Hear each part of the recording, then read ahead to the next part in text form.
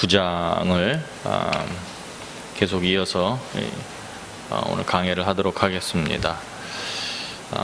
지금 상황들이 아직 제가 듣기로는 아메리칸 사모아의 그 검진 여부를 키트를 검진 요청을 보낸 것이 5개가 있는데 3개는 지금 음성으로 돌아왔다고 해요. 아직 2개가 남아 있다고 하는데 별일 없기를 바라고, 총독 롤로가 지금 사람들이 모이지 말라는 그 선포령을 잘 지키지 않고 있다고 걱정된다는 그런 기사를 냈더라고요. 그래서 지금 뭐 여러분 보시겠지만 벌써 85만 정도 이상의 사람들이 이미 검진 확진이 나왔고, 근데 우리가 잘 생각해 봐야 되는 것이 뭐냐면 85만의 숫자가 이게 검사를 해서 검진이 플러스로 양성으로 나온 숫자를 말하는 거거든요. 검진을 못 받아서 양성인데도 숫자에 들어가지 않은 사람들이 있다는 겁니다. 그러므로 지금 100만 명이 훨씬 넘는다고 봐야 해요. 그렇게 하고 중국에서도 지금 죽은 사람들 화장해서 그 함을 사람들에게 주는데 지금 상당히 많이 20만 개 이상 된다고 그렇게 얘기를 해요. 그렇게 하고 제가 또 기사를 보니까 휴대폰이 자동 해지된 휴대폰이 지금 2100만 건이 된다고 그래요. 그래서 인구 이동이 있고 그런 걸 다 따진다고 해도 지금 아무리 최소한으로 따져도 600만 건 이상이 지금 숫자가 계수가 안 된다고, 그래서 이 사망으로 인한 자동 해지가 아니냐 좀 그렇게 생각을 하고 있다고 하는데 진짜인지 아닌지는 알 수가 없고요. 지금 미국이 상당히 제1위로 상당히 많이 됐고, 뉴욕에 지금 엄청 말도 못한 상황들이 벌어지고 있습니다. 그래서 이것들을 우리가 그냥 사사롭게 보지 말고 조심을 하는 게 좋습니다. 이게 그래서 좋으니까 여러분 어디에 계시든지 조심하시고 항상 손 닦으시고 얼굴 만지지 마시고 가능하면 누가 뭐라고 하든 마스크 하시고 이렇게 하셨으면 좋겠습니다. 창세기 49장을 보겠는데요. 자, 1절 말씀 보겠습니다. 보니까 야곱이 그 아들들을 불러 이르되 너희는 모이라. 너희가 후일에 당할 일을 내가 너희에게 이르리라. 너희는 모여 들으라. 야곱의 아들들아, 너희 아버지 이스라엘에게 들을지어다. 이렇게 1절과 2절 말씀을 읽었습니다. 야곱이 이제 이르는 이 말은 유언이 되었습니다. 유언이고 또 축복이고 또 예언이 됩니다. 예언. 그래서 이 말씀은 야곱의 사사로운 그냥 예언일 뿐만이 아니라 유언일 뿐만이 아니라 성경에 기록이 되었기 때문에 이것이 사실은 오늘날 이 말세를 사는 우리들과 연관이 되는 말씀이 된다는 겁니다.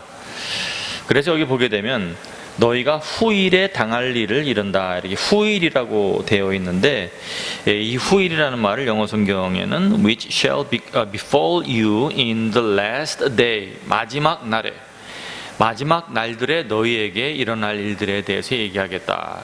어떻게 보면 우리를 향해서 얘기한 거라고 받아들여도 무리가 없을 것 같습니다. 그래서 여기에 있는 내용들은 12 아들들의 장래의 일들만을 얘기한 것이 아니라 주님께서 이곳에 오셔서 주님의 나라가 이루어질 때 그것에 대한 상징과 표상도 된다는 그런 생각으로 우리가 보면 좋을 것 같습니다. 이 후일이라고 번역된 이 단어는 아키리스라는 단어인데 2가지 뜻이 있어요. 하나는 그냥 나중일이라는 뜻이고, 방금 말씀드린 것처럼 the last day, 마지막 날, end day, 마지막 날에 일어날 일이다. 그래서 이거를 육적인 물리적 의미에서 장래의 일, 영적인 의미에서 마지막 날, 오늘의, 아니면 심지어는 예수 그리스도께서 오시는 왕국의 날까지로 볼 수 있다고 보시면 됩니다. 야곱의 아들들아 하고 부르고 너희 아버지 이스라엘에게 들으라 하고 말을 했어요. 이것도 야곱은 하나님을 알기 전에 있었던 옛 사람의 성품을 가지고 있던 사람의 이름입니다. 야곱은 뒤꿈치를 잡는 자요, 다른 사람을 속이고 뭔가 이렇게 잘못하는 그런 악한 성향을 드러내는 이름인데, 발 뒤꿈치를 잡는 자, 뒤통수를 치는 자, 이런 뜻인데, 주님께서 너의 이름을 야곱이라 하지 말고 이스라엘이라 하리라 하면서 그에게 새로운 이름을 주시고 새로운 삶을 주시고 새로운 속성을 주십니다. 그래서 야곱은 옛 성품의 사람의 이름이고 이스라엘은 하나님으로부터 연단된 후로 주님을 만난 이후에 만들어진 사람의 모습이다. 그래서 한 사람 안에 야곱과 이스라엘이 공존하는 삶을 삽니다. 이것은 우리가 상당히 아주 뭐랄까요, 우리 공감할 수 있는 그런 내용입니다. 우리가 이 세상에 태어나서 이 세상에서 육의 몸을 가지고 지금 살고 있습니다. 그러나 예수님을 만났고 주님의 성령을 받아 내 안에 성령을 품고 있습니다.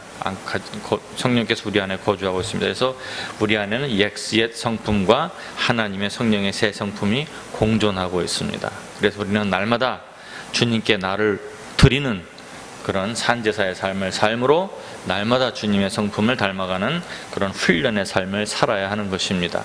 그것을 완성을 하는 사람은 없어요. 사도 바울조차도 내가 끝에 이르렀고 이제 다 완성했다는 뜻이 아니다, 이렇게까지 죽는 순간까지 얘기를 했어요. 우리의 완전한 완성은 우리 육체가 새롭게 될 때 주님이 오셔서 우리가 변화되고 옛 성품을 완전히, 옛 육체를 완전히 벗어버릴 때 모든 것이 떨쳐지고 완전히 새로운 것이 될 것입니다. 여러분, 참 상상만 해봐도 얼마나 참 좋은지 모르겠어요. 그때가 되면 서로를 딱 보면 그 사람의 모든 것을 알 수 있고 그 사람도 나의 모든 것을 알 수 있어요. 그럼 거짓말하는 것 자체가 불가능해집니다. 여러분, 이 세상에서 속이고 거짓말하는 것만 없어져도 얼마나 살기 좋아지고 간단해질까. 복잡한 이 머리가 나쁜 사람은 거짓말도 못합니다. 거짓말을 계속 하다 보면 나중에는 어떤 거짓말을 했는지를 다 기억을 해야 그거를 계속 할 수가 있거든요. 차라리 그냥 단순하게 사는 게 좋습니다. 그래서 자, 첫 번째 49장 3절과 4절에 루벤 장자에 대한 축복과 예언을 합니다. 루벤아, 너는 내 장자여, 내 능력이요, 내 기력의 시작이라. 위풍이 월등하고 권능이 탁월하다마는 물의 끓음 같았은즉 너는 탁월하지 못하리니 내가 아버지의 침상에 올라 더럽혔음이로다. 그가 내 침상에 올랐었도다. 루벤이라는 이름은 두 단어의 합성어입니다. 하나는 보다라는 단어와 또 하나는 벤, 아들이라는 단어로 되어 있습니다. 보라, 아들이다, 혹은 아들을 본다. 그래서 레아가 첫 아들을 낳고 보라, 아들이다 하고 좋아하던 그 모습이 이름이 된 것 같습니다.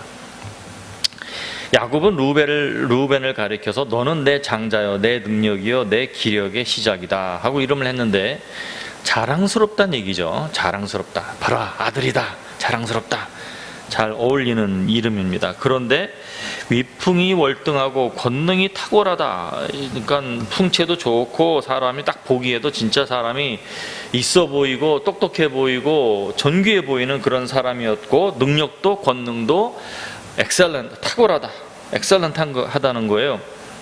그런데 권능이 탁월하다마는, 서열과 직위가 높다마는, 맏아들로 태어났지마는 그 능력이 탁월하지 못할 것은, 그가 탁월하지 못할 것은, 여기서 탁월하다는 말은 뭔가를 이렇게 초월한다는 뜻입니다. 어떤 선이 딱 있는데, 초인간 하면 인간의 선을 벗어나는 사람을 초인간이라고 이렇게 부르죠. 초자연 하면 평범한 자연의 선을 뛰어넘는 것을 초자연이라고 불러요. 그래서 이 탁월이라는 말이 뭔가를, 어떤 선을 초월하는 것을 말합니다. 오버컴, 특정선을 넘는 것을 말해요. 그런데 루벤이 초월하지 못할 거라는 거예요. 탁월하지 못할 것이라고 말을 합니다. 이건 축복이 아니라 거의 저주선이죠. 심판같이 들리는 말입니다. 그런데 그리고 야곱이 루벤이 초월하지 못하는 것을 뭐에다가 비교를 했나 하면 물의 끓음 같다, 이렇게 말을 했어요. 그런데 참 적당한 표현입니다. 왜냐하면 여러분, 물을 끓이면 가열이 돼서 쭉 온도가 올라가다가 물은 100도가 되면, 순수한 물이라면 100도씨가 되면 끓어오르면서 수증기가 피어오르면서 아무리 많이 가열을 해도 물이 다 말라 없어지는 한이 있어도 100도를 넘어가지는 못합니다. 물이 끓음 같았다. 어떤 격정적인 감정에 의해서 부르르 끌어올려서 죄를 졌다는 말도 되겠지만, 저는 물에 끓음 같다는 말이 이 초월하지 못한다, 탁월하지 못한다는 말과 연관이 있다고 봅니다. 그래서 아무리 열심히 노력을 해도 뭐에 어떤 장막의 벽에 걸린 사람처럼 그 선을 넘지를 못한다는 거예요. 그래서 그렇게 되지 못하리라 하고 못을 박습니다. 그리고 그 이유를 뭐라고 말했나 하면 내가 아버지의 침상에 올랐었다. 내가 나를 더럽혔다. 이 사건은 루벤이 야곱의 아내 중에 하나였던 라헬의 몸종이었던 빌하와 통관한 사실을 얘기하고 있는 것입니다. 성경을 보게 되면 야곱은 루벤이 자기의 아내와 네 번째 아내죠. 어떻게 보면요. 이 아내와 동침을 했다는 것을 알고 있었어요. 그런데 놀라운 것은 루벤을 불러서 그거를 대면을 해서 직면을 하거나 빌하를 불러서 왜 그랬냐고 따지지 않았다는 거예요. 언제까지? 이 죽는 순간까지 하지 않았어요. 그래서 제가 참 입이 무거운 사람인가 심기가 깊은 사람이다 하는 생각이 들 수가 있습니다. 그런데 왜 그랬을까? 두 가지 생각이 듭니다. 하나는 그들에게 먼저 와서 사죄할 수 있는, 자백할 수 있는 기회를 준 거예요. 야곱의 여생 동안 기회를 준 겁니다. 그런데 그냥 그들은 이것에 대해서 문제 삼지 않으니까, 불편한 이야기니까 얘기하지 않고 그냥 넘어갔어요. 많은 사람들이 오해하는 것이 뭐냐면 오랫동안 말하지 않고 무시하면 그것이 없어진다고 생각을 해요. 그런데 성경은 우리에게 뭐라고 하냐면 사람들에게 한 번 죽는 것은 정하신 것이요 그 후에는 반드시 심판이 있을 것이다 하고 얘기합니다. 이것을 생각할 줄 아는 사람이 지혜로운 것입니다. 내가 무시한다고 해서 지금은 무시할 수 있을지 몰라요. 하지만 그냥 넘어가는 완전 범죄, 그냥 무시되는 죄는 없다는 겁니다. 고백을 하든 회개를 하든 자백을 하든 해결을 받아야 된다는 거예요. 그 대상에게 하든 주님께 하든 해야 된다는 겁니다. 이들은 그런 기회가 야곱이 살아있는 동안 있었지만 그들은 하지를 않았습니다. 먼저 야곱이 그들에게 가서 얘기를 했다면 심판을 벌려야 됩니다. 쫓아낸다든지 뭔가 사건을 일으켜야 됐을지도 몰라요. 하지만 야곱은 그들에게 기회를 준 것입니다. 그런데 그렇지 않았어요. 야곱은 그리고 자기가 이것을 다루지 아니하고 그 일에 관해서 하나님께 심판을 맡긴 거예요. 그래서 여기 보게 되면 야곱이 루벤에 대해서 하는 이 어떻게 보면 예언들, 너의 탁월하지 못하리라, 물을 끓음 같았은즉 네가 이런 짓을 했다, 이렇게 말을 하는 것이 야곱이 자기가 그것을 이루겠다는 게 아닙니다. 그것을 이루는 분은 분명히 하나님이세요. 이 예언을 이루시는 당사자는, 주체는 하나님이십니다. 그렇다면 그 심판이 하나님께 있다, 하나님께 드렸다는 것이 됩니다. 자, 두 번째, 세 번째 아들 시므온과 레위에 대한 글을 보도록 하겠습니다. 49장 5절과 6절 말씀에 보면 시므온과 레위는 형제여 그들의 칼은 폭력의 도구로다. 내 호나 그들의 모의에 상관하지 말지어다. 내 영광아 그들의 집회에 참여하지 말지어다. 그들이 그들의 분노대로 사람을 죽이고 그들의 혈기대로 소의 발목 힘줄을 끊었음이로다. 여기에 그 6절에 내 호나 하는 부분과 또 내 영광아 하는 부분은 사실은 어근이 똑같은 말입니다. 둘 다 내 혼이라는 뜻인데 하나는 영광으로 쓰여졌고 하나는 혼으로 사용됐습니다. 우리의 영광과 우리의 혼이 연관이 있다는 말이 되겠죠. 어쨌든 야곱이 언급한 것은, 이 사건은 지난주에도 말씀드렸던 세겜 성읍에서 있었던 사건을 말을 하고 있습니다. 세겜 성읍은 히위 족속이 살던 곳이었는데 그곳은 야곱의 딸 디나가 욕을 보인 사건이 있었던 곳이었습니다. 하몰이라는 족장이 살고 있었고 그 아들 세겜이 디나를 욕보였죠.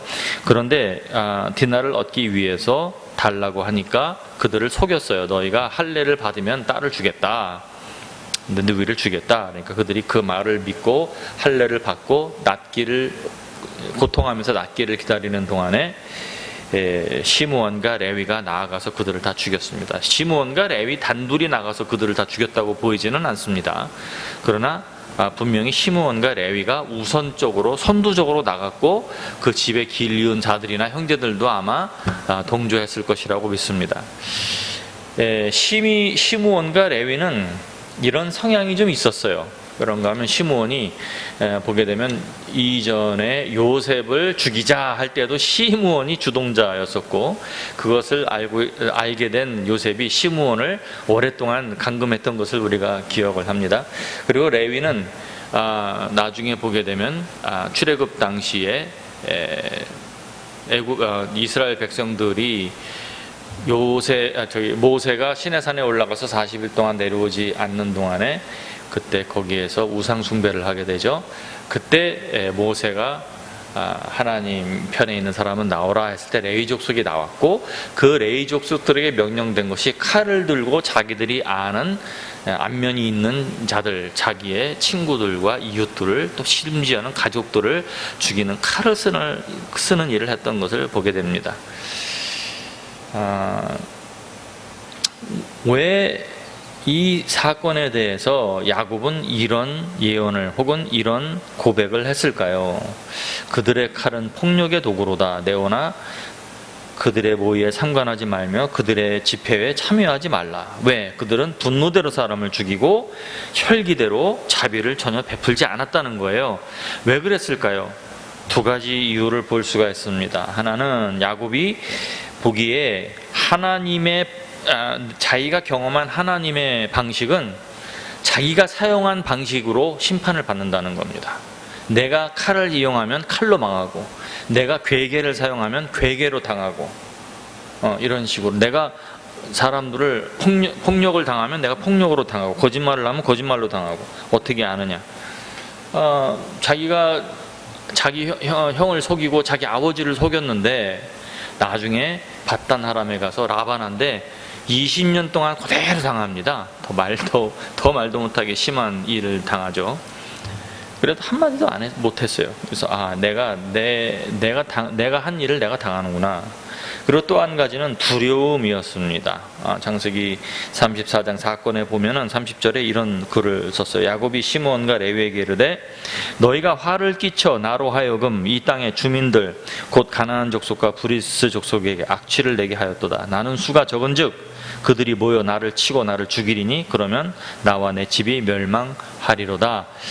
함부로 저들을 건드렸으니까 저들에게 연관된 이 가나안 족속들, 히위 족속이 속해져 있는 가나안 족속들이 이 말을 듣게 되면 다 와서 우리를 멸망시킬 것이라는 두려움을 가지고 있었던 것입니다. 그러나 그런 일은 없었죠. 하나님이 지켜주신 것이라고 봐야 돼요. 시므온과 레위 족속은 자기들의 누이가 당한 일을 복수하기 위해서 히윗 사람들에게 거짓말을 해서 그들을 다 죽였을 뿐만이 아니라 여기 보게 되니까 그들의 혈기대로 소의 발목 힘줄을 끊었다 하는 부분이 나옵니다. 이 부분은 비유적일 수도 있습니다. 어떻게 보면 소의 발목의 힘줄, 그 세겜성에 사는 히위 족속의 힘이라고 할 수 있고 삶의 근원이라고 할 수 있는 부분을 건드렸다는 거죠. 그 남자들을 다 죽였다는 말이 될 수도 있고, 아니면 이 기록 그대로 그냥 정말 그들이 가지고 있는 소 가축의 힘줄을 다 끊어버렸다는 말이 될 수도 있습니다. 그게 왜 문제가 되느냐? 세겜 족속, 히위 족속, 가나안 족속들은 농경민들입니다. 농경민들은 밭을 갈고 흙을 기경을 해야 돼요. 그걸 하려면 힘 있는 남자들이 하든지 보통 소로 하죠. 소로 끌어서 기경을 합니다. 그런데 모든 소의 발목을 다 힘줄을 끊어버리고 또 힘을 쓸 수 있는 남자들을 다 죽였어요. 그러면 남아있는 것은 노약자와 어린이와 여자들 뿐입니다. 그러면 남자들이 다 죽었으니까 그들이 먹고 살려면 당장 소라도 있어야 힘을 이용해서 밭이라도 갈 텐데 그것조차도 없애버린 거예요. 그건 뭐냐? 그들을 멸망시키려는 생각인 것입니다. 그들의 어린아이들이 크지 못하며 그들의 남은 자들이 족속을 이루지 못하도록 자비를 베풀지 않은 거예요. 이것에 대해서 내가 자비를 베풀지 않으면 나도 자비가 없는 심판을 당한다는 것을 성경은 말하고 있고, 야곱은 그것을 알고 있었던 것 같습니다. 창세기 49장 7절에 보니까 이렇게 나와 있어요. 그 노여움이 혹독하니 저주를 받을 것이요 분기가 맹렬하니 저주를 받을 것이라. 내가 그들을 야곱 중에서 나누어 이스라엘 중에서 흩으리로다. 그러니까 그들의 그 노여움과 이 분기가 선이 있다는 거예요. 사람이 아무리 화가 나도 해야 될 행동이 있고 할 수 있는 행동이 있고 할 수 없는 행동이 있으며 할 수 있는 말이 있고 할 수 없는 말이 있는 것입니다. 이것을 지키라는 것입니다. 그래서 성경을 보게 되면 주님께서 너희가 분을 내어도 죄는 짓지 말라, 선을 넘지 말라는 겁니다. 이 연습을 우리는 계속 해야 돼요. 말이나 행동은 주워 담을 수 없는 것이 되며 그것을 당하거나 본 사람에게는 지울 수 없는 기억이 되고 치유할 수 없는, 없애버릴 수 없는 상처가 될 수 있기 때문입니다. 그 아들들의 노여움과 맹렬함을 보고 쟤들은 심판을 받을 것 같다 하는 생각을 한 겁니다. 심판을 받을 것이라 하는 생각을 한 겁니다. 그러므로 다른 아들들에게 너희는 저들의 집회에 들어가지 말라는 거예요. 거기에 동조하여 그들이 당할 일을 함께 당하지 말라는 것입니다. 이스라엘 중에서 그들을 흩으리로다. 이건 예언이 거의 저주같이 이렇게 되었어요. 야곱의 예언대로 이 일들이 이루어진 것을 우리는 역사에서 성경에서 확인할 수가 있습니다. 여호수아 19장 9절 말씀에 보면 야곱의 예언대로 시므온 지파는 가나안 땅 정복 시에 제대로 기업을 못 얻었어요. 그래서 가장 많은 분깃을 받고 많은 땅을 차지했던 유다가 땅이 너무 많아서 어쩔 줄을 몰라서 땅의 일부를 이 시므온 족속에게 넘겨줬습니다. 시므온 자손의 이 기업은 받은 땅은 유다 자손의 기업 중에서 취하였으니 이는 유다 자손의 분깃이 자기들에게 너무 많으므로 시므온 자손이 자기 기업을 그들의 기업 중에서 받음이었더라. 그러니까 자기 것을 딱 받은 게 아니라 못 받았어요. 그래서 축복받은 유다의 것을 받은 것을 보게 됩니다. 시므온은 체력이 약화됐고 자기의 분깃도 제대로 얻지 못했고 유다의 분깃 중에 나누어 받았고, 그리고 심지어는 신명기 33장에 보면 모세가 고별 설교를 하면서 12지파를 다 일일이 축복하는 사건이 있었는데요. 거기에서 시므온은 빠집니다. 누락이 됩니다. 그러니까 이게 이 아비의, 특히 하나님의 감동을 받은 자의 이 심판의 말은 참 무서운 것입니다.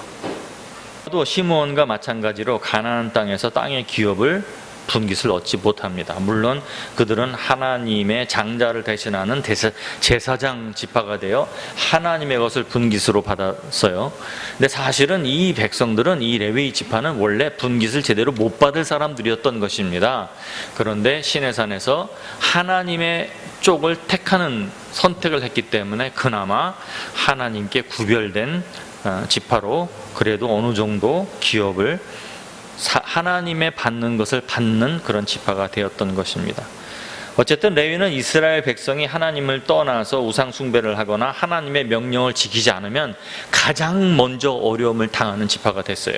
그런가 하면 사람들이 하나님을 떠나면 하나님께 드려야 될 하나님의 것을 드리지 않았어요. 하나님께 분깃을 안 드리면 하나님께 예물을 안 드리고 하나님께 11조를 안 드려요. 그러면 그것을 받아야 하는 레위 족속이, 제사장들이 가장 먼저 굶주리는 것은 당연한 것입니다. 사사기에 보면 그런 일들이 비일비재 일어나면서 하나님께서 그들에게 기업으로 그 땅에서 살아라 하고 준 48개의 레위 지파의 도시가 있었는데 나중에는 거기에서 굶주리고 힘드니까 그 분깃의 도시를 떠나는 일들이 기록된 것을 우리가 볼 수가 있습니다. 네 번째로 유다의 이야기를 봅니다. 49장 8절 말씀에 유다야 너는 내 형제의 찬송이 될지라 내 손이 내 원수의 목을 잡을 것이요 내 아버지의 아들들이 내 앞에 절하리로다. 내 형제의 찬송이 되리로다. 유다라는 뜻은 celebrate, 축하하다, 기념하다 라는 뜻이에요. 그런데 이 단어의 원형 동사가 to use the hand, 손을 사용하다 이면서 던지다 라는 단어가 같이 있습니다. 그래서 두 손을 사용하는데 뭘 던지는 것처럼 이런 모양을 하는 겁니다. 이게 뭡니까? 이게 경배, 주님을 찬양하는 모습이에요. 어떤 야구 대회 같은데, 축구 대회 같은 열광할 때 보면 사람들이 이렇게 하죠. 이거 누가 가르쳐 주지도 않았는데 벌써 알고 본능적으로 이렇게 하는 거죠. 그래서 어떤 목사님들은 좀 웃기는 얘기인지 어떤 진심인지는 모르겠는데 아메리칸 우리 미국 분들이 너무 이 운동 경기를 스포츠를 너무 경배하니까 하나님께서 이 코로나로 다 지금 못하게 막으셨다고 이런 농담인지 진담인지까지 하시는 얘기를 들어봤습니다. 유다의 이름은 그에게 임한 축복의 도구로 사용되었습니다. 유다. 그래서 이 이름이 기념하다, 축하하다인데 이것이 이 모션 때문이었는지 찬송하다, 경배하다로 찬송하다로 되었어요. 그래서 찬송하리로다. 레아의 네 번째 아들로 찬송하리로다. 예수 그리스도가 이 혈통에서 태어나셨죠. 유다야, 너는 내 형제의 찬송이 되리로다. 이 유다와 찬송 이름이 같은 뜻이에요. 유다야, 찬송이 되리로다. 그래서 이 축복의 내용들을 쭉 보게 되면 그 이름이 그를 축복하는 뜻에 계속 같은 동의어로 사용되는 것을 계속 보게 됩니다. 그래서 그의 이름이 그의 축복이 됩니다. 근데 이 예는 성경에 많이 나옵니다. 아브람도 하나님께서 축복하시려고 하니까 아브라함으로 바꾸시고 사레도 사라로 바꾸셨던 것을 보게 돼요. 야곱도 이스라엘로 바꾸시고 이렇게 하나님께서 축복하시기 위해서 그들의 이름을 바꾸시는 일을 많이 보게 됩니다. 성경이 우리가 주님 앞에 들려 올라갈 때 주님 앞에 가면 우리가 주님께서 우리에게 우리만 아는 새 이름을 주신다고 했어요. 감추인 만나, 휜돌에는 그들만 아는 그들의 이름이 적혀 있다. 그 이름은 그들의 운명이며 영원한 직위이며 서열이며 그들의 권위가 될 것입니다. 유다는 예수 그리스도의 조상이 된 사람입니다. 내 손이 내 원수의 목을 잡을 것이요 내 아버지의 아들들이 내 앞에서 절하리로다. 이 예언은 예수 그리스도께서 이 땅에 오실 때 그것이 완성될 것입니다. 9절과 10절 보니까 유다는 사자 새끼로다. 내 아들아, 너는 움킨 것을 찢고 올라갔도다. 그는 엎드리고 웅크림이 수사자 같고 암사자 같으니 누가 그를 범할 수 있으랴? 규가 유다를 떠나지 아니하며, 이 규라는 것은 셉터, 홀, 왕들이 가지고 있는 권세의 막대기를 말합니다. 규가 유다를 떠나지 아니하며 통치자의 지팡이가 그 발 사이에서 떠나지 아니하기를 실로가 오시기까지 이르리니 그에게 모든 백성이 복종하리로다. 이 말씀은 유다의 가나안 정복전에서 유다가 많은 것을 얻을 것을 예언한 것으로 볼 수도 있고, 또한 예수 그리스도께서 이 땅에 재림하셔서 온 땅을 정복하실 것을 예언하는, 궁극적으로 그것을 예언하는 것으로 볼 수 있습니다. 하나님의 말씀은 중복적으로 예언의 뜻을 가지고 있으며 의무를 가지고 있습니다. 그때의 현상, 그리고 앞으로 있을 미래의 일, 그리고 영원한 일, 이렇게 두세 가지가 중복되어서 있다는 것을 볼 수가 있습니다. 통치자의 지팡이라고 기록된 이 구절은 영어 성경에는 lawgiver, 법을 주는 자, 법을 베푸는 자, 법을 만드는 자예요. 예수 그리스도의 나라, 천년왕국과 영원한 나라에서는 모든 것은 하나님 아버지로부터 나오고 모든 것은 왕이신 예수님이 정하는 게 법이 되는 거예요. 거기에는 선고도 없으며 무슨 입법 이런 것도 없어요. 예수 그리스도가 입법자이시고 시행자이시고 정하시고 모든 것을 그분이 하시는 겁니다. 그래서 우리는 그것은 민국이 아니라 왕국인 것입니다. 왕국 것입니다.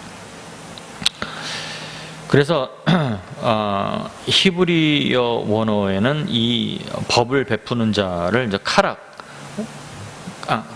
키칵이라고 단어인데, 이 단어는 두 가지 뜻이 있습니다. 하나는 해킹이라는 단어가 있어요. 여러분 무슨 컴퓨터로 누가 이렇게 해커라는 말을 들어보셨죠?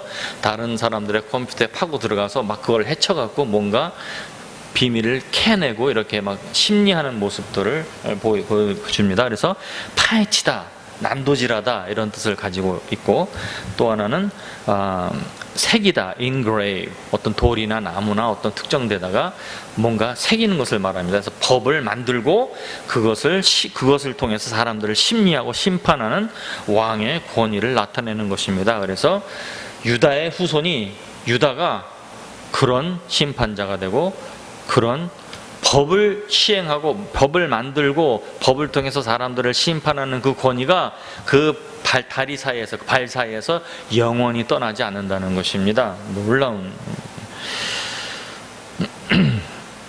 통치자의 지팡이가 그 발 사이에서 떠나지 않는다. 법과 권세가 그 사람에게서 영원히 떠나지 않을 것을 말하고 있습니다.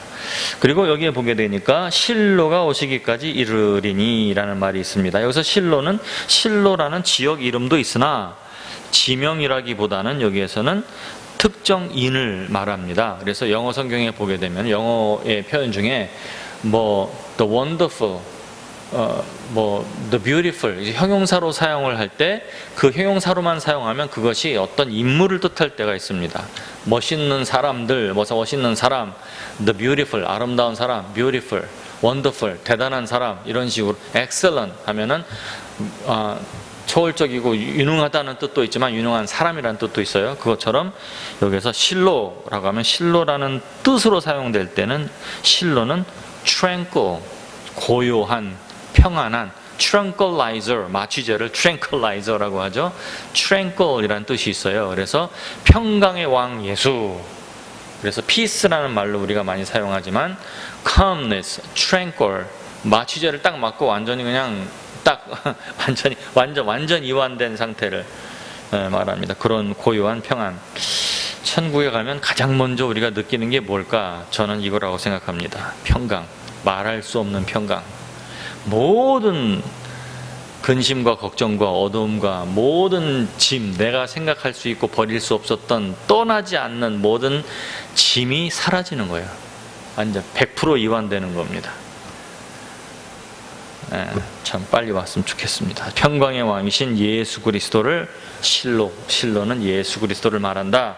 그렇다면 이 모든 권세와 축복이 실로가 오시기까지 이른다는 거예요. 예수 그리스도가 오시기까지 이른다. 야곱의 예언대로 이스라엘의 왕권은 처음에는 벤자민 지파였던 사울 왕이 받았었는데 하나님께서 사울 왕의 죄악 때문에 순종하지 않는 것 때문에 그 저항 때문에 그의 왕권을 뺏어서 유다족 지파였던 다윗에게 주는 것을 보게 되고 다윗의 왕권은 영원히 이어지게 됩니다. 그래서 이스라엘이 원래 통일 국가였던 이스라엘이 나중에 솔로몬 이후에 남북으로 나눠지면서 북쪽은 북왕국 이스라엘이 되고 남쪽은 남왕국 유다가 됩니다. 그래서 10지파가 북쪽으로 올라가고 사실은 한 지파, 두 지파만 아래쪽에 유다 지파만 남게 되는 거예요, 사실은요. 그런데 유다 지파는 자기의 종족인, 자기의 혈통인 다윗의 왕권을 인정했고, 그리고 북쪽 이스라엘은 혈통을 이어서 왕권이 이어지질 않고요. 계속 죽이고 해서 쿠데타를 통해서, 혁명을 통해서 바뀌어요. 그런데 남왕국은 혈통으로 이어지는 것을 보게 됩니다. 그러면서 하나님께서 다윗에게 내가 너에게 영원한 왕자를 주겠다 하고 약속을 하시는데 예수 그리스도로 말미암아 이것이 이루어지는 것을 보게 됩니다. 그래서 예수 그리스도가 다윗의 혈통으로 피를 받지는 않았지만 그 혈통이 이어지는 마리아의 정원남이었던 요셉에게 이어졌어요. 그러면서 그 요셉의 가계의 이름을 받았기 때문에, 족보를 받았기 때문에 예수님께서 다윗의 후손으로 오십니다. 그래서 그가 영원한, 죽지 않는 영원한 왕이 되시면서 다윗의 왕권이 이루어지고 이 야곱의 축복과 예언이 계속 충족되고 계속 이루어지면서 예수 그리스도의 때 완성되는 것을 보게 됩니다. 이것은 기도이며 예언이며 이것은 하나님 앞에 축복인데 단 하나도 없어지지 않은 것을 우리는 보게 됩니다. 이 야곱의 축복 중에는 아직도 완성되지 않은 것들이 존재하고 있어요. 대단한 거죠. 그러니까 놀라운 예언인 거죠. 분명히 하나님께서 이것을 하신 것을 볼 수가 있습니다. 11절과 12절에 보게 되면 그의 나귀를 포도나무에 매며 그의 암나귀 새끼를 아름다운 포도나무에 맬 것이며. 얼마나 풍성하겠어요. 이 포도나무, 열매 맺는 포도나무가 그냥 막 지천인 거예요. 그 나라가 얼마나 기름지고 풍요로운가 하는 것을 보여줍니다. 그 옷을 포도주에 빨며 그 복장을 포도즙에 빨리니, 뭐 포도주가 막 지천인 거예요. 그러니까 그걸로 막 별짓을 다 하는 겁니다. 거기다가 막 옷을 빨고, 그렇게 하는 거예요. 그의 눈은 포도주로 인하여 붉겠고, 포도주가 많으니까 포도주를 많이 마셔서 취해서 눈이 붉고, 근데 여기서는 방탕의 뜻이 아니라 여기서는 기쁨의 뜻으로 우리는 이해를 해야 될 것입니다. joy, 기쁨.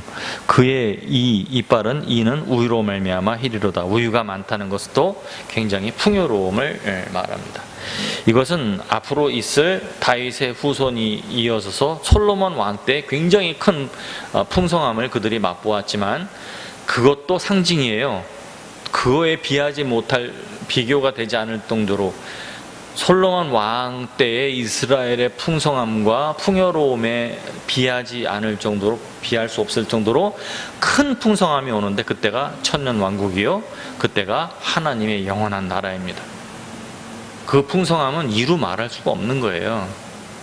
지금 극 0.1%로 산다는 사람들의 삶이 거기에 있는 사람들과 비교가 안 될 거라고 저는 상상을 해봅니다.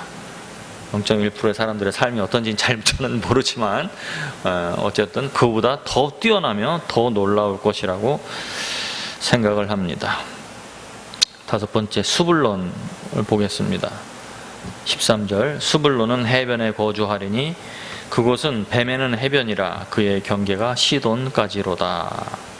수불론이라는 이 이름의 뜻은 habitation, 거주지라는 뜻입니다. 그런데 여기 보니까 수불론은 해변에 거주하리니 라고, 거주하리니 시작한 이라는 단어인데 거주하리니와 수불론이라는 단어의 어근이 똑같습니다. 그래서 그의 이름이 그의 미래와 축복과 운명과 연결이 항상 되는 것을, 많이 되는 것을 여기서 볼 수가 있습니다. 그런데 동일 단어는 아니에요.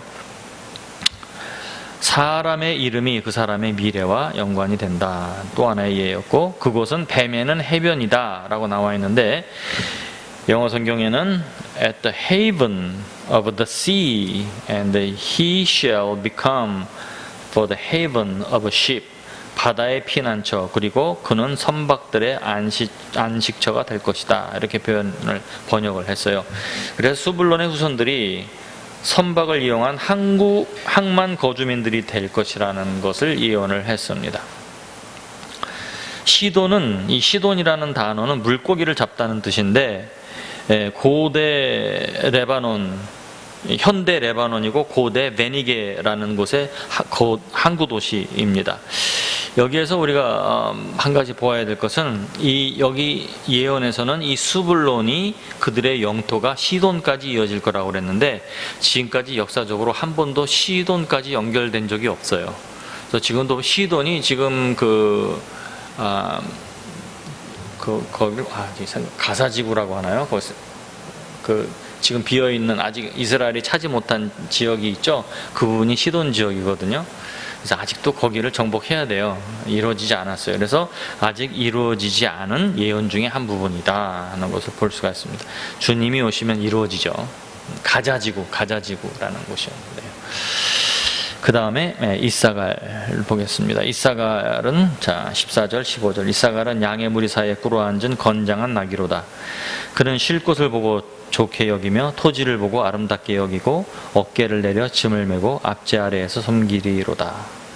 이사갈이라는 단어의 뜻은 He will bring a reward예요. 그가 나의 상을 가지고 오시리라 인데, 이사갈을 야곱은 건장한 나귀다 이렇게 표현을 했습니다. 이 나귀는 어떤가 하면 힘이 매우 좋으며 덩치가 작더라도 굉장히 지구력이 좋은 그런 동물로 알려져 있습니다. 말보다도 지구력이 더 좋다고 그래요. 그래서 짐을 나르는 동물로 많이 사용을 하죠. 매우 강한 육체와 지구력을 가지고 있는 그런 동물로 알려져 있는데 아마 이사갈이 그랬던 것 같아요. 근데 그럼에도 불구하고 이사갈은 어떤 존재였냐면 양의 무리 사이에 꿇어앉은 자라고 말을 했어요. 이게 뭐냐면 여기 양의 물이라는 것은 이 원어를 찾아보면 축사입니다. 그 동물을 가두어서 이제 동물이 밖에서 풀을 뜯다가 밤에 들어와서 자는 곳이죠. 양우리라고 할 수 있죠. 가축우리, 축사. 근데 두 개의 축사가 있는 사이에 누워 있어요. 그래서 힘이 좋은 건장한 나귀가 그냥 누워서 그냥 심드렁하게 그냥 완전히 이완된 상태로 있는, 뭐 세워라 내워라 하는 그런 모습을 여기에서 보여주고 있습니다. 강한 능력을 가졌으나 적을 대항하거나 싸우거나 저항하고자 하는 의지가 전혀 없는 거예요. 이사갈은 훗날 해변 초목지의 에스트렐론, 플레인 오브 에스트렐론이라는 곳에 정착을 했습니다. 이 에스트렐론은 헬라어 말로 변화된 이스라엘이라는 말을 우리가 라디오를 우리나라 말로 라디오, 뭐 카메라 뭐 이런 식으로 말하는 것처럼 헬라어 말로 이스라엘을 지금 변화시켜서 읽은 것입니다. 에스드렐론이라는 말이. 근데 에스드렐론, 그러니까 이스라엘의 평야라는 곳에 초원에 자리를 잡았어요. 그런데 거기가 굉장히 좋습니다. 이스라엘의 그 초원인 에스드렐론의 뜻은 하나님께서 심으시리라입니다. 그러니까 거기는 뭐 아무것도 안 해도 주님께서 그냥 초장으로 풀이 나게 하시고 아무 짓도 안 해도 그냥 알아서 가축들이 가서 먹고 그냥 누워 있으면 되는 그런 좋은 곳이었던 모양입니다. 그런데 그 장소가 그 갈릴리 지방, 지금 갈릴리 지방의 남쪽에서부터 북서쪽으로 지역을 말합니다. 포함합니다. 그런데 이사갈은 이 지역에 안주했고 만족했습니다. 그래서 많은 능력과 힘이 있음에도, 용사임에도 불구하고 그들은 다른 부족들이 정복전에서 어려움을 당할 때 전혀 도와주지 않았어요. 나는 그냥 여기가 좋아, 나 건드리지 마. 그냥 그렇게 산 거예요. 근데 참 야곱이 이것을 어떻게 알았는지, 아들을 보고 성향이 봐서 그런 건지 어쨌는지, 아니면 성령의 감동으로 알았는지, 어쨌든 그렇게 예언을 했고 그것이 그대로 이루어졌습니다. 그런데 그렇게 살다 보니까 능력을 다 잃어버리고 저항하는 힘을 다 잃어버려 갖고 나중에는 가나안 족속들이 그들을 압제할 때 그대로 그냥 받아줬어요. 그래서 나중에는 가나안 족속의 노역을 하는 다 종들과 노예들이 돼버렸습니다. 참 이게 참 무서운 일이 벌어졌죠. 7번째인 단에 대해서 보도록 하겠습니다. 16절과 17절. 단은 이스라엘의 한 지파같이 그의 백성을 심판하리로다. 이 이름도 그들의 운명과 연결이 됩니다. 단이라는 이름이 재판관, 판사라는 뜻이거든요. 단은 이스라엘의 한 지파같이 그 백성들을 심판하리로다. 왜 이렇게 이스라엘의 한 지파같이 될 것이라고 말을 했을까? 그것은 아마도 단이 레아의 출산 이후로, 레아가 이제 4명을 쭉 낳은 후로 라헬이 자기가 아이가 안 나오니까 자기의 몸종 비하를 줘서 낳은 첫 아들이었어요. 그러니까 몸종의 아들이잖아요. 처음으로 정실의 아들이라기보다는 몸종의 아들이잖아요. 그러니까 아마도 네가 비록 몸종의 아들이었지만 너는 다른 아들들과 동일한 선상에서 대우되며 그 서열에서 축복을 받을 것이다, 차별하지 않을 것이다 하는 내용인 것 같습니다. 단은 길섭의 뱀이요 샛길의 독사로다. 말굽을 물어서 그 탄자를 뒤로 떨어지게 하리로다. 길섬의 뱀이라는 말은 뿔 달린 뱀의 일종을 말합니다. 아러라는 뱀인데, horned snake, 뿔 달린, 독성이 아주 심해서 말도 물으면 죽일 수 있는, 큰 동물도 물어서 죽일 수 있을 정도로 독성이 강하다고 그래요. 그런데 크지 않다고 해요. 한 95cm 정도밖에 되지 않는다고 합니다. 근데 다른 뱀들처럼 막 달려들어서 무는 게 아니라 이 뱀의 특성은 잠복을 잘한다는 겁니다. 변색을 잘해서 모래 위에 이렇게 속에 숨어 있다가 보이지 않도록 변색을 해서 숨어 있다가 지나가거나 그 가까이 가면 팍 달려들어서 갑자기 문다는 거예요. 그래서 단은 그들의 적에게 위협적이며 그들의 전략은 잠복, 은밀한 침공, 게릴라전 이런 것들을 사용했어요. 그래서 이런 전략을 사용하는 지파가 될 것을 예언을 한 것으로 보입니다. 또 말 탑승자, 이런 말은 그들보다 강하며 부유하며 높은 수뇌부의 사람들을 말합니다. 그러므로 자기보다 강하고 높은 센 사람들을 향하여 이런 잠복적인 그런 이 사람을 침략을 하는 사람으로 나타날 것이다 하는 모습으로 보입니다. 여호와여, 나는 주의 구원을 기다리나이다.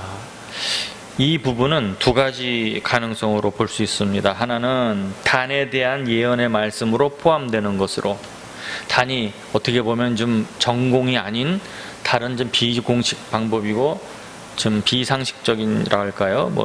변칙적인 방법으로 자기가 목표하는 바를 이루고 공격을 하고 전쟁을 하는 그런 것보다는, 자기의 방법보다는 하나님의 구원을 기다리는 자가 됐으면 좋겠다 하는 염원이 들어있는 말일 수도 있고요.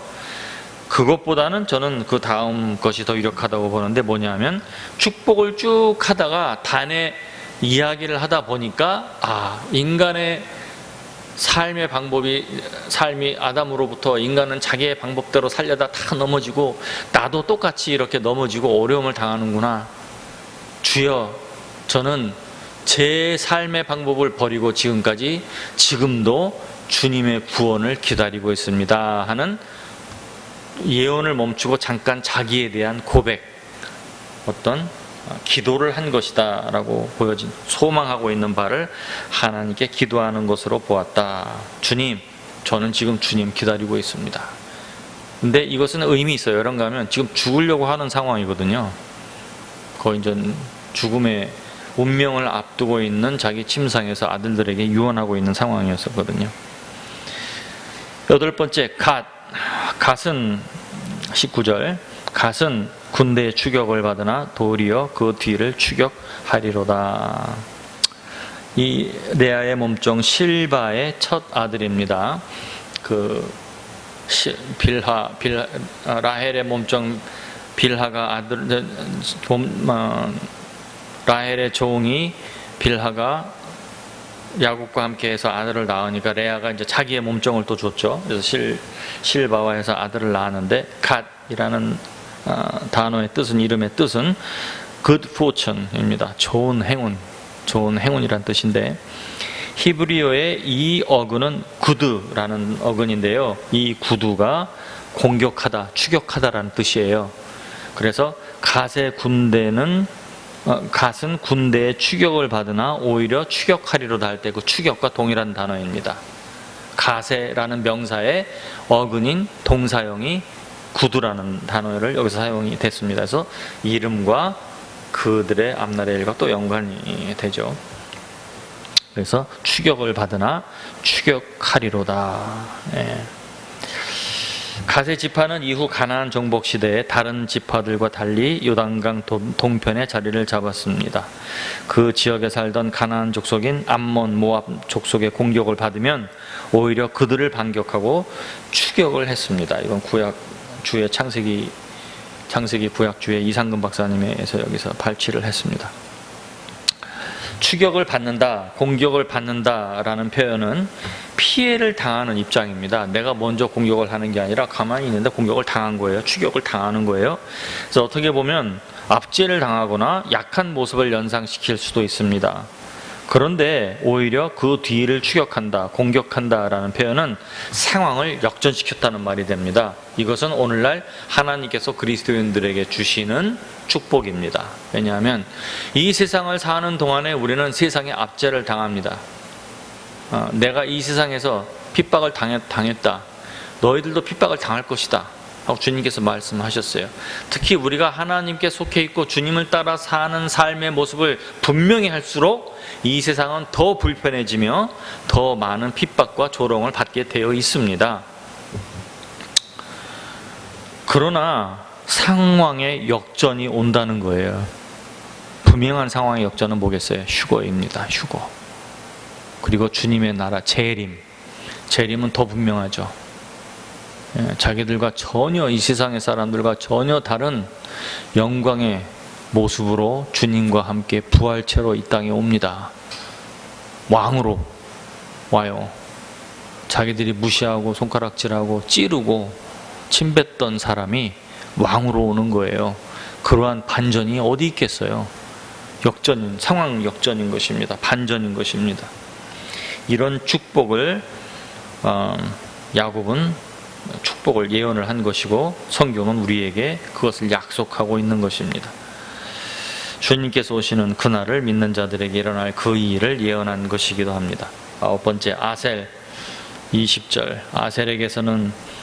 아셀에게서 나는 먹을 것은 기름진 것이라 그가 왕의 수라상을 차리리로다. 아셀은 레아의 몸종 실바의 둘째 아들입니다. 아셀이라는 말의 뜻은 happy, 행복이라는 뜻입니다. 이 단어의 어구는 아살인데 재미있는 것은 이 아살의 뜻은 to be straight, 똑바로 되다예요. 곧게 되다, 바르게 되다입니다. 행복이라는 단어와 바르게 되다는 단어가 어근과 명사형을 이룹니다. 이 세상에서는 굉장히 어울리지 않는, 이 세상에서 똑바로 살면 행복하지 않죠. 정말 힘든 일이 많습니다. 속타는 일도 많고. 그런데 주님의 나라에서는 그것이 행복을 이룬다는 거예요. 주님께는. 여기 보게 되니까 아셀은 갈멜산 북쪽 지중해 해안 지역의 비옥한 땅을 차지했고 기름진 식물들을 생산했다. 왕의 수라상에 식물을 올렸고 현 레바논 옛날 베니게에 수출을 하기도 했다. 이것도 구약주에서 올렸습니다. 아셀에게서 나는 먹을 것은 기름진 것이라 라고 말을 했는데 영어 성경에는 Out of Asher his bread shall be fat. 그러니까 기름이 많아서 막 느끼한 이런 게 아니고요. 여기에서 기름지다는 말은 품질을 말하는 겁니다. 품질을. 아셀에서 나오는 식물들은 그 지역은 풍성할 뿐만이 아니라 모든 게 풍족해요. 풍족할 뿐만 아니라 그 식물들, 거기서 나오는 상품들인 극상품이라는 거예요. 우수한 극상품이라는 겁니다. 그 퀄리티가 어마어마하다는 거예요. 어느 정도로 높냐? 왕의 수라상에 올라갈 정도. 여러분, 우리나라 사극에도 보게 되면 왕의 수라상에 2등급을 올립니까? 저질품을 올립니까? 상등품 중에서도 최상등품만 올라갈 수 있어요. 다른 거 올리면은 목숨이 왔다 갔다 장금이는 죽는 거죠. 그렇게 되면 완전히. 그래서 극상품의 품질들이 올라가는 것을 보게 됩니다. 이것은 무엇을 의미하느냐? 우선 아셀 지파가 그런 삶을 살았고 그런 땅을 차지한 것은 사실이었으나 예수 그리스도의 나라의 풍성함을 말하는 겁니다. 우리가 하늘나라에 올라가서 혹은 하늘나라에서 혹은 이 땅 청년왕국에서 주님의 나라에서 먹고 마시는 모든 것들과 우리가 사용하는 모든 것들은 극상품의 것들이에요. 극상품의 것들. 이것도 많이 기대됩니다. 그래서 아주 모든 걸 최고 명품 좋아하시는 분 조금만 좀 참으시기 바랍니다. 주님 오실 때까지. 10번째, 납달리 21절. 납달리는 노인 암사슴이라 아름다운 소리를 바라는도다. 라헬의 여정 빌하의 둘째 아들입니다. 납달리의 뜻은 my wrestlings, 나의 씨름이라는 뜻입니다. 납달리의 적극적인 성향을 나타내는 이름입니다. 노인 암사슴이라는 표현은 자유로움 그리고 굉장히 민첩함을 뭐든지 그냥 막 파릇파릇파릇하고 뭔가 그냥 생각나면 당장 일을 해야 되고 이렇게 금방금방 자유분방하고 이런 모습을 성격을 표현합니다. 아름다운 소리를 바라는도다. 킹제임스에서는 He gives goodly words라고 되어 있어요. 그래서 보니까 의미 없는 어떤 소리를 낸다는 말이 아니라 언어적인 말을 한다는 거예요. 그래서 납달리의 언어가 아름답다는 표현은 그 말이 논리적이며 영어 성경에는 보니까 be fair, 공의롭다는 겁니다. 사람들이 딱 듣기에 저 사람 말은 참 지혜롭고 공정해, 참 마음에 들어. 모든 사람이 듣기에 이렇게 한쪽으로 치우치지 않았다는 거예요. 어떤 학자들은 이것을 납달리가 굉장히 웅변적이고 달변이었을 것이라고 말하기도 합니다. 11번째, 요셉입니다. 22절에서 24절입니다. 요셉은 무성한 가지 곧 샘 곁에 무성한 가지라. 그 가지가 담을 넘었도다. 활 쏘는 자가 그를 학대하며 적개심을 가지고 그를 쏘았으나 요셉의 활은 도리어 굳세며 그의 팔은 힘이 있으며 이는 야곱의 전능자 이스라엘의 반석인 목자의 손을 힘입음이라. 여기에서 요셉은 무성한 가지라는 말을 영어 성경에서는 Joseph is a fruitful bough, a branch, a tree라고 했어요. 그냥 무성한 게 아니라 잎사귀가 많은 무성함이 아니라 열매가 주렁주렁 아주 무성하게 열매가 매여있는 그런 추리, 나무, 가지를 말합니다. 열매가 풍성하다, 아주 풍성하다는 것을 말하죠. 요셉의 삶에는 자기 형들을 다 품을 수 있고 많은 사람들을 품을 수 있는 그런 열매가 풍성한 힘이 있는 가지였던 것을 보게 됩니다. 활 쏘는 자가 그를 학대하며 적개심을 가지고 그를 쐈다라는 부분은 요셉의 삶에 존재했던 그를 괴롭게 했던 사람들을 나타낸다고 볼 수 있습니다. 요셉의 이복 형들, 보디발의 아내, 이런 사람들을 볼 수가 있겠죠. 근데 그뿐만이 아니라 요셉은 오늘날 믿는 자들의 모습을 상징하기도 합니다. 왜 그러냐면 이 세상에 요셉과 같은 삶을 사는 사람들은 요셉처럼 고난을 당하게 되어 있어요. 그래서 요셉이 고난을 당한 것은 특히 주님의 인도하심을 받고 주님의 의를 따랐기 때문에 고난을 받은 것을 우리는 알고 있습니다. 그래서 성경에 보게 되면 예수님께서 요셉과 같이 예수 그리스도와 같이 고난받는 자를 향한 언약의 말씀을 주신 것이 있어요. 마태복음 5장 10절에서 12절 말씀 보니까 의를 위하여 박해를 받는 자는 복이 있나니 천국이 그들의 것임이라. 나로 말미암아 너희를 욕하고 박대하고 거짓으로 너희를 거슬려 모든 악한 말을 할 때에는, 참 보면 아니 어떻게 저런 거짓말을 할 수가 있나 하는 생각이 들 때가 있죠. 할 때는 너희에게 복이 있나니 기뻐하고 즐거워하라. 하늘에서 너희의 상이 큼이라.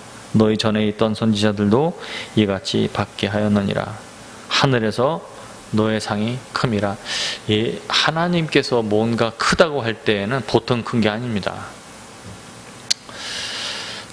야곱의 전능자 이스라엘의 반석인 목자의 손을 힘입음이라 라고 개역개정에는 요 24절 말씀이 이렇게 나와 있어요. 야곱의 전능자 이스라엘의 반석인 목자의 손을 입음이라. 근데 옛날 전에 우리의 번역이었던 개역 한글판에는 이렇게 나와 있습니다.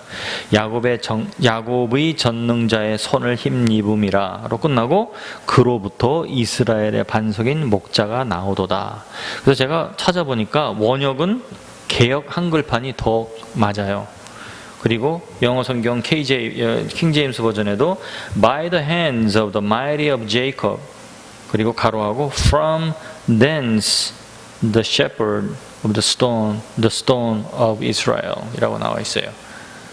근데 여기 이스라엘의 반석인 목자라고 하니까 우리는 예수 그리스도를 생각을 합니다.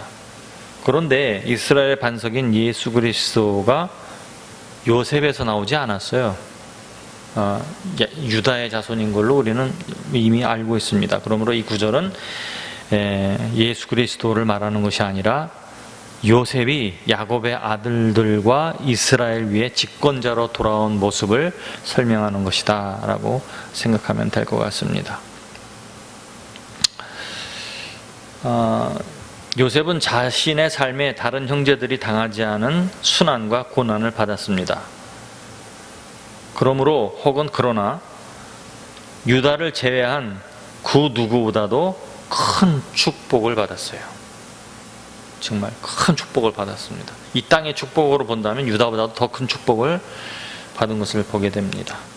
25절 26절 내 아버지의 하나님께로 말미암아 그가 너를 도우실 것이요 전능자로 말미암나니 그가 내게 복을 주실 것이라. 위로 하늘의 복과 아래로 깊은 샘의 복과 젖먹이는 복과 태의 복이로다. 이 땅의 모든 복을 다 주는 거죠. 내 아버지의 축복이 내 선조의 축복보다 나아서 영원한 산에 한없음같이 이 축복이 요셉의 머리로 돌아오며 내 형제 중 뛰어난 자의 정수리로 돌아오리로다. 그 마지막 부분에 내 형제 중 뛰어난 자의 정수리로 돌아오리로다 하는 부분을 킹 제임스에서는 And on the crown of the head of him that was separate from his brethren, 번역하면 그의 형제들로부터 구별된, 성별된, 분리된 자의 머리의 왕관으로 돌아오리라로 번역이 됩니다. 근데 이 부분을 72역 셉투어전이라고 하는 72역에는 Him who was the leader of his brethren, 그들의 형제들의 지도자였던 자에게 라고 번역이 각각 다 다릅니다.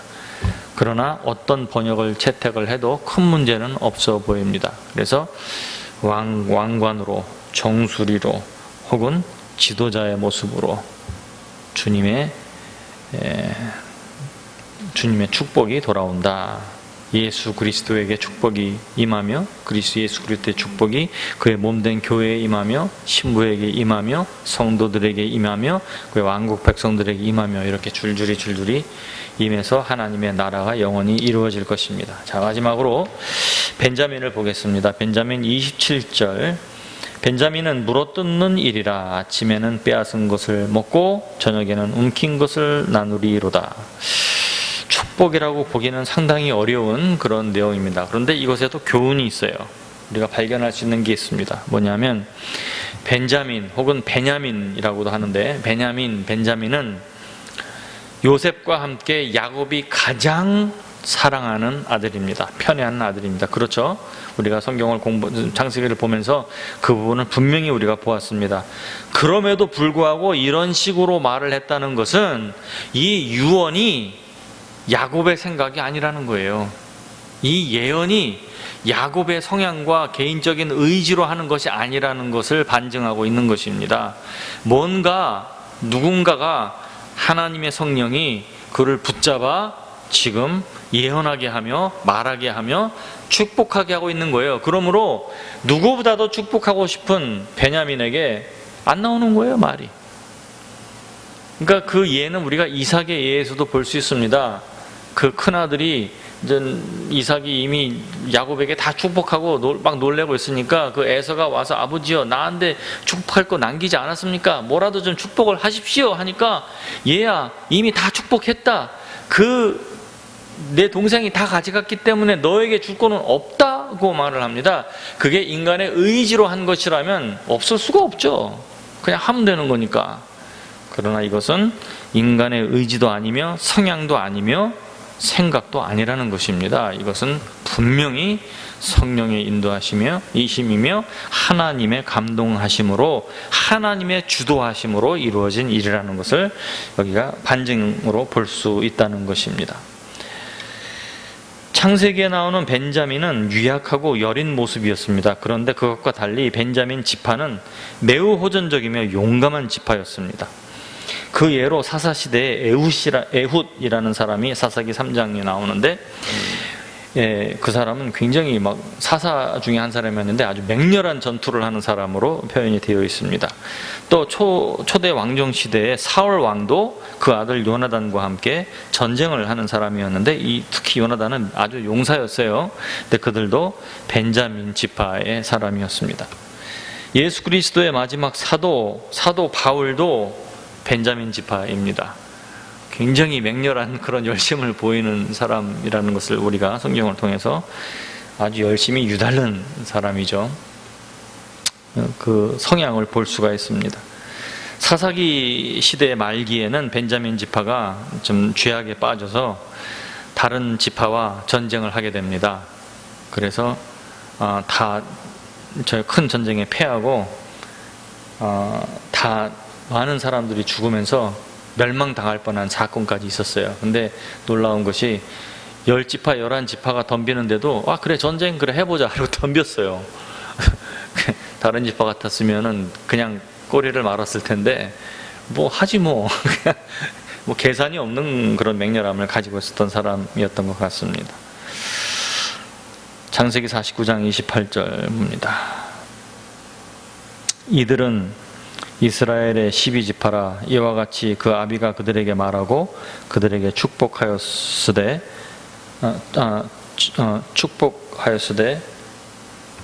그들의 각인의 분량대로 하였다. 이것도 사람의 생각이 아닌 하나님의 인도하심대로 했다고 믿어집니다. 야곱의 아들들에게 명하기를 마치고 그 발을 침상에 거두고 그 기운이 지나여 그 열조에게 돌아갔다. 이렇게 33절 마지막을 읽고, 자, 이렇게 야곱이 죽습니다. 야곱이 죽으면서 아들에게 맹세를 시킵니다. 자기를 애굽 땅에 묻지 말고 에브론의 막벨라 굴에 장사를 할 것을 유언을 하고, 평생에 자기가 선호했던 라헬의 장지가 아닌 하나님의 선택한 아내였던 레아가 묻힌 레아와 함께 자기를 묻어달라고 마지막 순간에 하나님의 선택을 택하는 모습을 보입니다. 우리의 회개는 언제라도 이루어질 수 있으며 마지막 순간까지도 이루어질 수 있다는 것을 우리에게 보여줍니다. 자, 기도하겠습니다.